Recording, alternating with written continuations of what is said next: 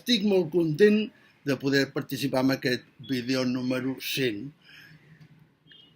que hem fet des del 2014 a la documenta de Pau Claris. No sabia quin llibre triar, en tenia dos entre mans. El caso Mauricios, de Jacobo Wasserman, Acantilado, un llibre molt ben escrit, sèrio, sobre la justícia.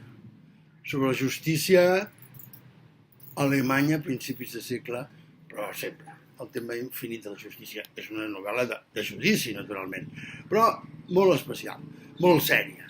En canvi, he trobat aquesta altra, Meg Herron, Caballos Lentos, Salamandra, que també m'ha agradat i m'ha divertit. Que estem a festes.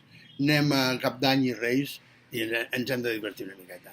I la classifiquen de novel·la d'espies, quan no, és una novel·la d'intriga amb un transfons polític.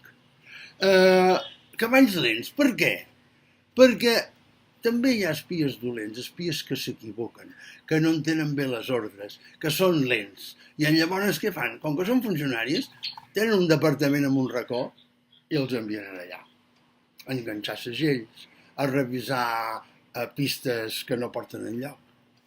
Però aquests cavalls lents són humans i vas veient amb una trama que explica les famoses clavegueres del poder a Londres, vas veient com aquells espies sí que són espies i potser fins i tot bons. Ho sabreu si ho llegiu. Bon cap d'any.